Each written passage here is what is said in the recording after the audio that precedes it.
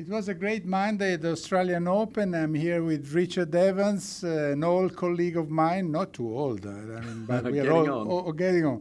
And well, it was an interesting day. All the favorites went through in the men's field. Nadal won in 3 sets, but it was a little struggling. Federer was impressive. Murray lost 1 set. What do you think? What match did you like most, and what did you see? How can you like anything better than Roger Federer playing the way he played tonight? I mean, it was just the Roger Federer of old, the best tennis you could possibly see, smooth, easy, classical, lovely forehands, getting into the net because he's been listening a little bit to Stefan Edberg and volleying supremely. Jo-Wilfried Tsonga started a bit sluggishly, and then he had no chance because Federer playing like that, people want him to retire. Why do they want him to retire? That is the best entertainment you can possibly see. Yeah, well, do you think that really he went more to the net because of Stefan Edberg influence, or because of the backhand of Tsonga, which is not the greatest passing shot, or for other reasons? Or the new racket? Possibly. A combination of everything. I think Stefan, obviously being one of the great servant volleyers, has encouraged him to get in and play inside his baseline. And so he's moving forward, and that naturally takes him to the net.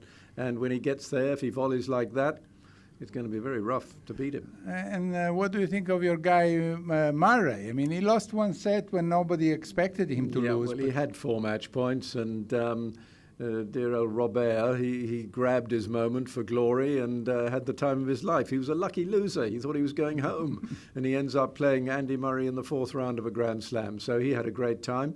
It's good to see Andy Murray moving properly after his operation. He needs more matches. Federer plays like that, he's going to have a very tough time beating Federer. Federer never lost his serve, gave only 1 break point, Nadal instead gave 6 break points, and he was struggling a little bit more to hold his serve, and he lost his serve 4 times. Yes, against Kei Nishikori, who's a very good hitter. He doesn't really have the power to overwhelm Nadal, but he's a fighter, and he moves very well, and he stayed in the match. I mean, it took over 3 hours, almost 3.5 hours to play 3 sets. And in the end, Nishikori was a little bit unlucky not to get a set. Nadal played well, but not at his best. So what do you think about the strong favorites? I mean, who have you seen better between them all? Maybe Djokovic? Djokovic, certainly, he's the champion here. He has been for 3 years. He's obviously supremely confident. It's going to take something special to beat him. I don't think Nadal is playing well enough to beat him.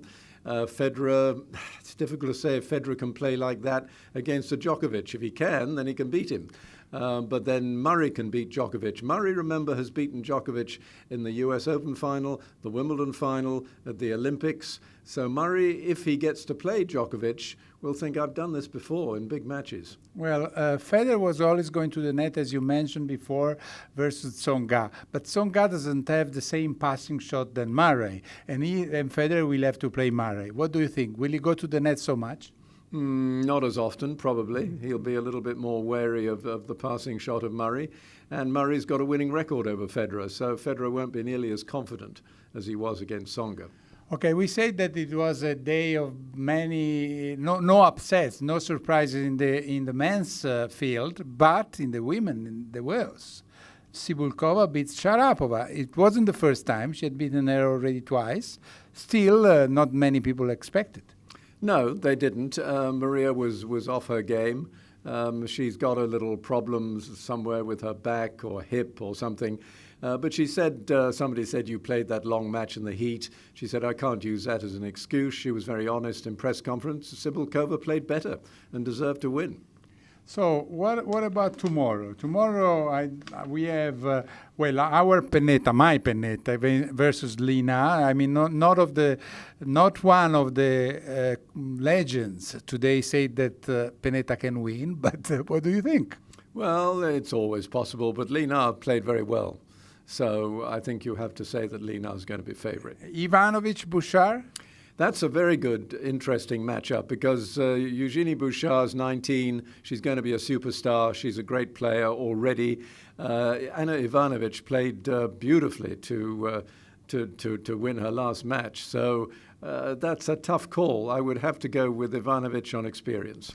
Burdick Ferrer? Oh, my goodness. It depends how Burdick serves. If he serves out of his mind, then Ferrer's going to have a tough time, but Ferrer's going to run and run and run and run. And run and run.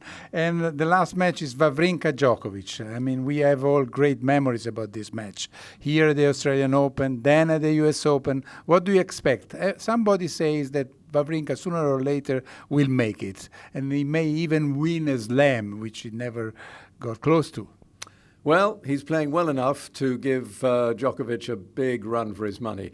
I've got a feeling it's going to be another 5-setter, and I think in the end Djokovic will win.